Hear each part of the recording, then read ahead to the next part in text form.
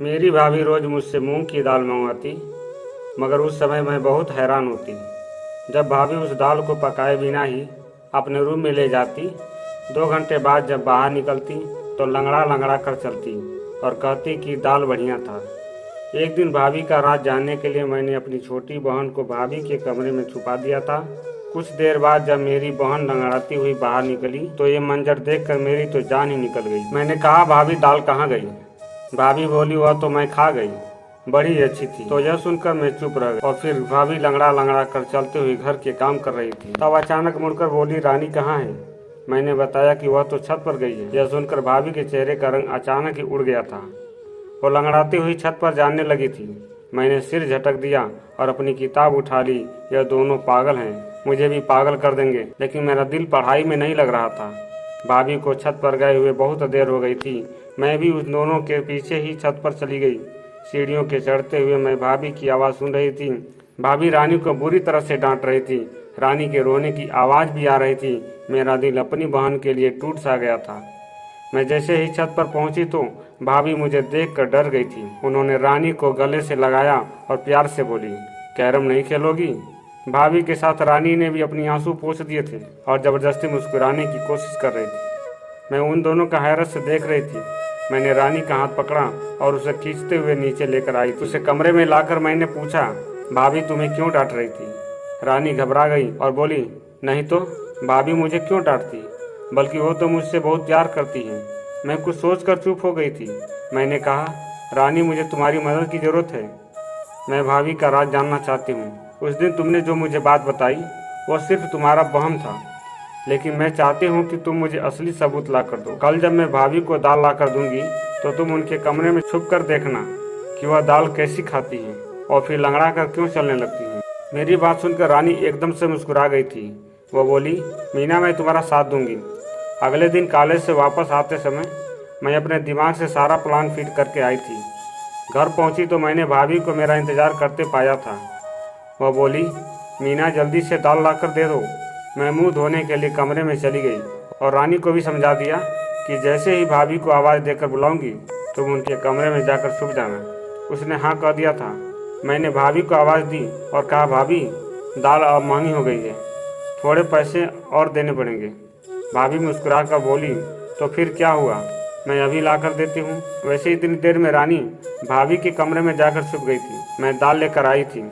भाभी ने खुशी खुशी वह दाल मुझसे ले ली और अपने कमरे में चली गई। मैं बाहर बरामदे में बेचैन होकर चक्कर काटते हुए रानी का इंतजार कर रही थी। 2 घंटे बाद भाभी के कमरे का दरवाजा खुला और लंगड़ाती हुई कमरे से बाहर आ गई थी और किचन में चली गई। तो रानी भी उनके कमरे से बाहर निकल आई। यह मंजर देखकर मैं तो दंग रह गई थी कि रानी भी आज लंगड़ा कर चल रही थी। मैंने रानी के हाथ को पकड़ा और पूछा, रानी जल्दी से बता, मुझे क्या मालूम हुआ तुझे? रानी बड़ी परेशान सी लग रही थी। वह बोली, मीना मैंने तो तुम्हें पहले ही बता दिया था कि भाभी हमसे छुप छुप कर घर से निकलती हैं, मगर तुमने यकीन ही नहीं किया था। वह खिड़की बहुत छोटी है, उससे निकलते वक्त पैर में चोट लग जाती है, इसलिए भाभी लंगड़ा कर चलती हैं। मैं भी उस खिड़की से निकलकर भाभी के पीछे जाना चाहती थी, मगर इस चोट की वजह से मैं वापस आ गई। मैंने रानी को कसम दी कि वह भैया को इस बारे में कुछ भी ना बताए। वह बोली, मैं पागल तो नहीं हूँ जो अपने ही भाई का घर उजाड़ूं। मैंने रानी को एक किताब दे दी और बोली कि तुम इसको पढ़ लेना। मैं उसका छोटा सा दिमाग दूसरी तरफ घुमाना चाहती थी, जबकि मैं खुद इस दुविधा में फंस गई थी कि भाभी के बारे में भैया को बताऊं या फिर ना बताऊं। भाभी हमारे साथ तो बहुत अच्छे से रहती थी, मगर वह मेरे भैया के साथ बेवफाई कर रही थी। यही बातें सोचते सोचते मेरी आंख लग गई थी। ना जाने कब तक मैं सोती रही। जब भैया के चीखने चिल्लाने की आवाज़ आई तब मैं घबरा कर उठ बैठी थी और उनकी आवाज़ सुनकर मेरी तो जान ही निकल गई थी और मैं भागती हुई गई तो बरामदे में मैंने भैया, भाभी और रानी को देखा। तो मुझे लगा रानी ने भाभी की हकीकत भैया को बता दी, तभी तो वह उन पर गुस्सा कर रहे हैं। मुझे देखकर भैया गुस्से से बोले, मीना मैं तो तुम्हें बहुत होशियार समझता था, मगर तुम भी इसको नहीं संभाल पाए। भैया का इशारा रानी की तरफ था। मैं जल्दी से आगे बढ़ी और बोली, भैया क्या हुआ है? भाई की आंखों में आंसू आ गए थे। वह बोले, तुम मुझे यह पता करके बता दो कि छत पर कौन था जो इससे मिलने आया था। मैं एकदम ही डर गई थी। मैंने जोर जोर से नाम में सिर हिला दिया था। मैंने बोला, नहीं भैया, हमारी रानी ऐसी नहीं है, जरूर आपको कोई गलतफहमी हुई होगी। भाभी भी आगे बढ़कर बोली, रमेश आप बिना सबूत इतना गुस्सा ना करें, बच्ची है वह, सुधर जाएगी। भैया भाभी को घूर रहे थे। वह बोले, मैंने शादी के पहले ही दिन तुम्हें बताया था कि यह दोनों लड़कियां सिर्फ मेरी बहन ही नहीं बल्कि मैं इन्हें अपनी बेटियां भी समझता हूँ। तुम माँ बनकर इनकी परवरिश करना, इस तरह से पालन पोषण किया है तुमने इनका। मैंने रानी का हाथ पकड़ा और उसे अपने कमरे में ले गई थी। मैंने रानी से पूछा, मुझे सब कुछ सच सच बता दो कि आखिर क्या बात हुई है। वह रोते हुए बोली, भाभी चाहती हैं कि हम दोनों उनके पति का घर छोड़कर चली जाएं, इसलिए वह यह सब करके हमें हमारे भाई की नज़रों में गिराना चाहती हैं। रानी की बात ने तो मुझे अंदर तक झकझोर कर रख दिया था। मैं बोली, तुम फिक्र ना करो, हमारे लिए गड्ढा खोदने वाली खुद ही उसमें गिर जाएगी। अगले दिन मैं भैया के साथ कॉलेज जाने लगी तो भैया बड़े खामोश थे। मैं उनकी आंखों में गुस्सा देख रही थी। मैंने कहा, भैया आज आप ऑफिस से आधी छुट्टी लेकर मुझे कॉलेज से लेने के लिए आ जाइएगा। मैं एक हकीकत आपके सामने रखना चाहती हूँ। भैया कुछ कहे बिना ही चले गए थे, मगर यह उनकी मेहरबानी थी कि वह मुझे लेने के लिए आ गए थे। मैंने उनसे कहा कि वह घर से बाहर ही रहें जब तक मैं इशारा करके उन्हें लाऊं, तभी वह आए। मैं जैसे ही घर गई, भाभी ने दाल का ऑर्डर दे दिया। थोड़ी देर बाद जब मैं दाल लेने बाहर निकली तो भैया आगे बढ़े और बोले, कहाँ जा रही हो? मैंने कहा, बस आप चुप रहें, आज हकीकत आपके सामने आ जाएगी। मैं दाल लेकर घर चली गई तो भाभी ने मेरे हाथ से दाल का थैला ले लिया और कमरे में चली गई। मुझे इसी वक्त का इंतज़ार था। मैं जल्दी से घर से बाहर आई और भैया को अपने साथ घर लेकर गई। मैंने कहा, भैया आप अपने कमरे का दरवाज़ा खोलिए। भैया के पास एक कतार था जिसके जरिए से उन्होंने कमरे का दरवाज़ा खोल लिया था। जब हम अंदर दाखिल हुए तो भाभी अंदर नहीं थी। उनके कमरे की खुफिया खिड़की खुली थी। भैया ने उस खिड़की से बाहर देखा तो उन्हें भाभी नजर आई। वह तेज गति से चलती हुई कहीं जा रही थी। भैया भी उस खिड़की से कूद गए थे, जबकि मैं और रानी भी बड़ी मुश्किल से उस खिड़की से उतर पाए।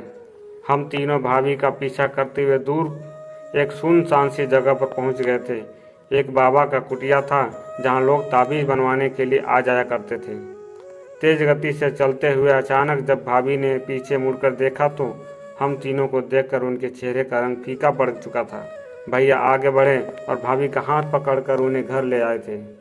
भैया के तेवर बड़े खतरनाक हो चुके थे। वह भाभी से बोले, अंजलि आज मैंने अपनी आंखों से सब कुछ देख लिया है, तो झूठ बोलने का कोई मतलब नहीं है, मुझे सच सच बता दो।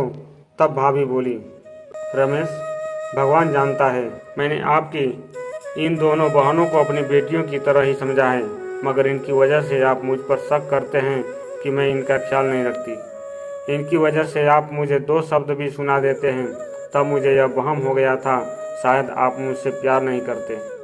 ऐसा ही लगता था कि जैसे आप किसी और से मोहब्बत करते हैं और मुझे तलाक दे देंगे।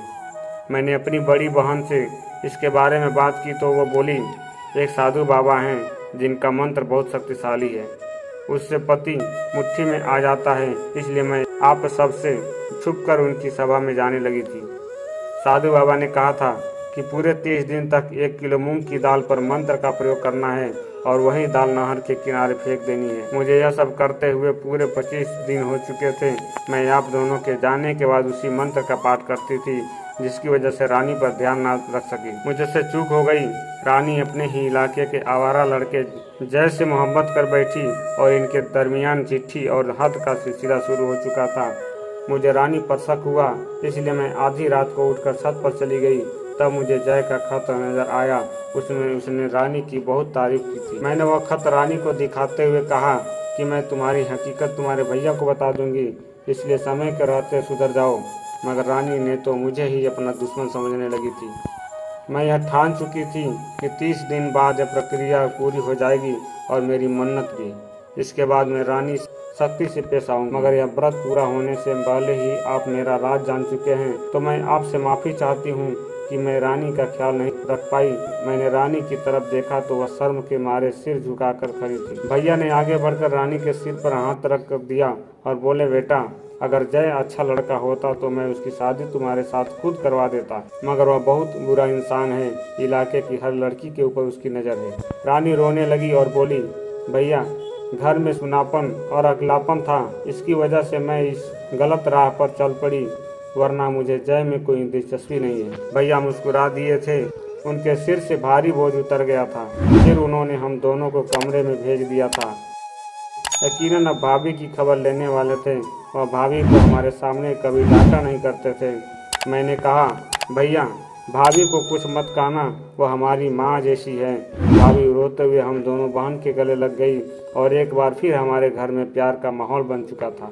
इस कहानी से आपको क्या सीख मिला, कमेंट बॉक्स में कमेंट करके बताएं। दोस्तों, मैं उम्मीद करता हूँ आपको हमारी कहानी पसंद आई होगी। कहानी पसंद आई है तो वीडियो को लाइक करें, चैनल को सब्सक्राइब करें और पूरा वीडियो देखने के लिए आप सबको बहुत बहुत धन्यवाद। आपका दिन शुभ।